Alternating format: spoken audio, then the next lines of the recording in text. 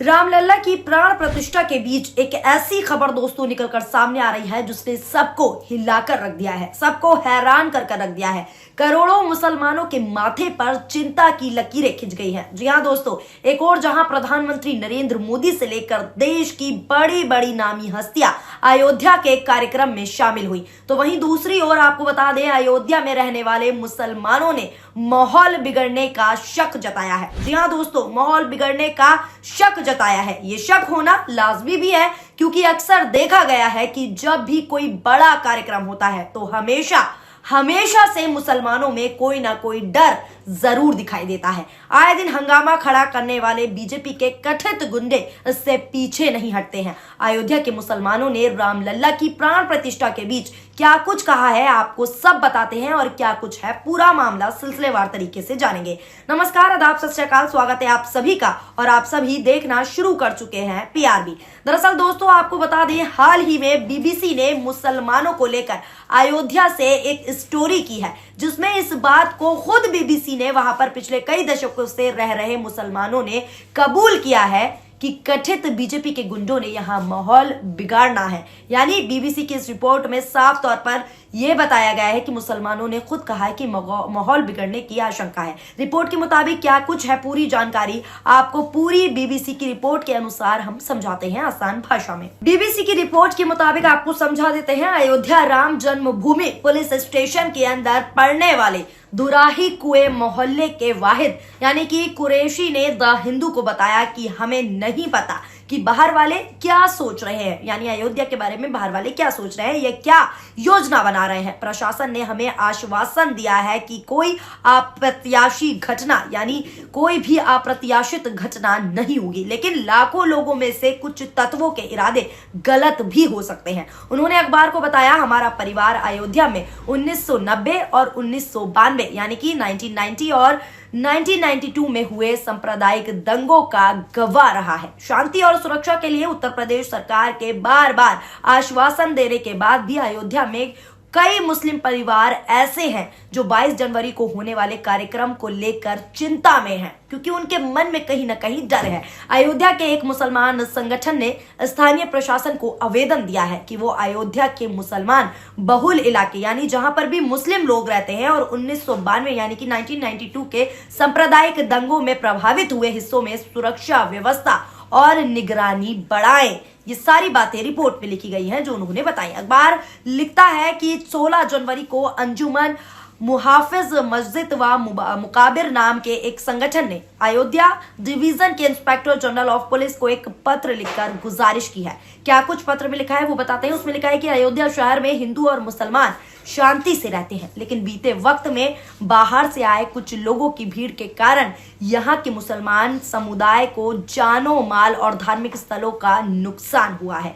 जनवरी 22 को प्राण प्रतिष्ठा के दिन और उसके बाद यहाँ बड़ी संख्या में बाहरी लोगों की भीड़ उमड़ने का अनुमान है, जो कि आज आप देख भी रहे हैं कि लाखों नहीं करोड़ों की संख्या में लोग हैं। ऐसे में अयोध्या में रहने वाले मुसलमान डर में हैं। बीती घटनाओं को देखते हुए आपसे गुजारिश है कि टहरी बाजार, टेन वाली मस्जिद, गोल चौराहा, सैयदवाड़ा, बेगमपुरा, दुराही कुआ और साथ ही साथ मुगलपुरा समेत दूसरी जगहों पर निगरानी बढ़ाई जाए और पूरी तरीके से सुरक्षा व्यवस्था को और दुरुस्त किया जाए ताकि कुछ भी ऐसी घटना ना हो। रिपोर्ट के मुताबिक अयोध्या जिले में करीब 25 लाख मुसलमान रहते हैं, जो कुल आबादी का 14.8% है। मंदिर के 4 किलोमीटर के दायरे में करीब 5000 मुसलमान रहते हैं। अयोध्या में सुन्नी सेंट्रल वक्फ बोर्ड उप समिति के अध्यक्ष मोहम्मद आजम कादरी ने अखबार से साफ तौर पर यह भी कहा कि कुछ मुसलमानों ने अपने बच्चों और परिवारों की महिला सदस्यों को बाहर भेज दिया है, यानी लखनऊ, बाराबंकी और आसपास के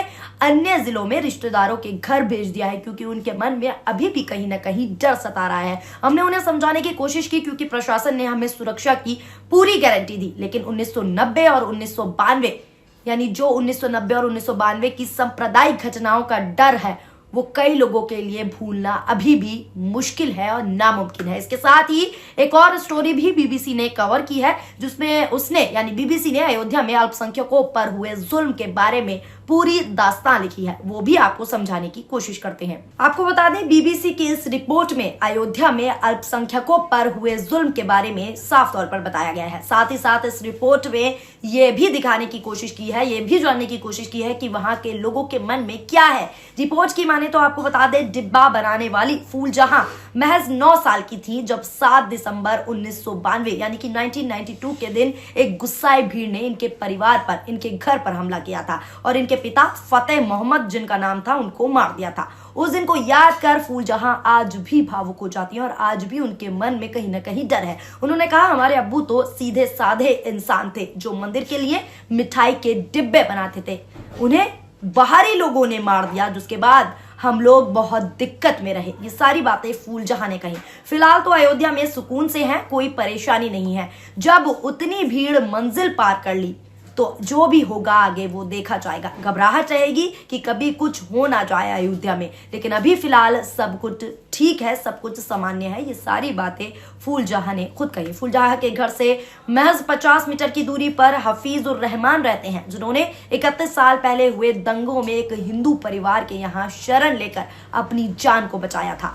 दंगों में अपने ताऊ और साथ ही साथ बड़े भाई को वो खो चुके हैं, जो 1992 में दंगे हुए थे। हफीजुर रहमान के मुताबिक उस हादसे के बाद से यहाँ अमन चैन रहा है, लेकिन जब भी अयोध्या में कोई बड़ा आयोजन होता है, जो 22 जनवरी को जैसे कि हो रहा है, और लाखों लोग आते हैं, तो हम खौफजदा हो जाते हैं, डर जाते हैं। इस बार भी डरे सहमे हैं, तो उम्मीद यही है कि सब शांत रहे। 16वीं शताब्दी में बनी बाबरी मस्जिद को 1992 यानी कि 1992 में गिरा दिया गया था। इसके बाद अयोध्या समेत देश के कई हिस्सों में हुए दंगों में लगभग, दोस्तों आपको बता दें, एक रिपोर्ट के मुताबिक 2000 लोगों की मौत हुई थी। इसके साथ ही मुसलमानों में एक डर सा जो है माहौल भी बन गया था, माहौल भी पैदा हो गया था। पुराने नुकसान को याद करके अल्पसंख्यक समुदाय के कुछ लोगों के मन में आज भी बेचैनी है। अयोध्या से सटे फैजाबाद टाउन में मोहम्मद खलीक खान की स्टेशनरी की दुकान और उनकी कई पीढ़ियां यहां रहती रही हैं। उन्होंने भी इस में बताया है, रिपोर्ट में क्या बताया वो बता दें। अभी 8-10 दिन पहले टाट शाह मस्जिद पर कुछ लोग आए थे अयोध्या से, ये बताने के लिए कि हम लोग घर छोड़कर जा रहे हैं क्योंकि बड़ी भीड़ होगी अयोध्या में। लेकिन यहाँ के उलेमा लोगों ने उन्हें समझाया कि आप लोग छोड़ के ना जाइए, हम अधिकारियों से बात कर रहे हैं। इसके बाद कुछ पुलिस वालों ने भी उन्हें समझाने की कोशिश की, उन्हें रोकने की कोशिश की कि आप लोग अयोध्या छोड़ के नहीं जाइए, हम आपकी हिफाजत करेंगे। लेकिन इन खबरों के बीच अयोध्या के कई मुसलमान परिवार प्राण प्रतिष्ठा से पहले ही कुछ दिनों के लिए बाहर जा चुके हैं। कोई अपने रिश्तेदारों के घर जा चुका है तो कहीं और। स्थानीय प्रशासन और प्रदेश सरकार ने इस बात पर जोर दिया है कि इस आयोजन और उसके बाद की सुरक्षा के लिए इंतजाम है पूरे हैं और किसी को घबराने की कोई जरूरत नहीं है। अब डर के मारे कैसे मुसलमानों को अयोध्या से दूर जाना पड़ रहा है, ये आपके सामने इस रिपोर्ट को देख जो बीबीसी ने लिखी है, जो बीबीसी ने दिखाई है, वो हमने आपको रिपोर्ट के जरिए दिखाई कि अयोध्या में जहां एक और भव्य तरीके से खूब हर्षोल्लास से, खूब जोरों शोरों से रामलला की प्राण प्रतिष्ठा हो चुकी है, तो वही दूसरी ओर ये रिपोर्ट भी है कि मुसलमान कहीं ना कहीं अब भी डरा हुआ है। जो 1992 यानी कि 1992 में जो दंगा हुआ, उसका जो पूरा नज़ारा है वो आज भी मुसलमानों के, अल्पसंख्यकों के दिलों में बैठा हुआ है। और जब भी कोई बड़ा आयोजन होता है तो मुसलमान अपने घरों को छोड़कर चले जाते हैं ताकि कोई घटना ऐसी ना हो जाए जिससे उनके घर को, उनके जानो माल को खतरा हो। फिलहाल दोस्तों, आप किस खबर को लेकर के आए हैं नीचे कमेंट बॉक्स में कमेंट करके जरूर बताएं। वीडियो पसंद आई हो तो वीडियो को लाइक करें और हमारे चैनल PRB को ज्यादा से ज्यादा सब्सक्राइब करें। शुक्रिया, धन्यवाद, नमस्कार, जय हिंद, जय भारत।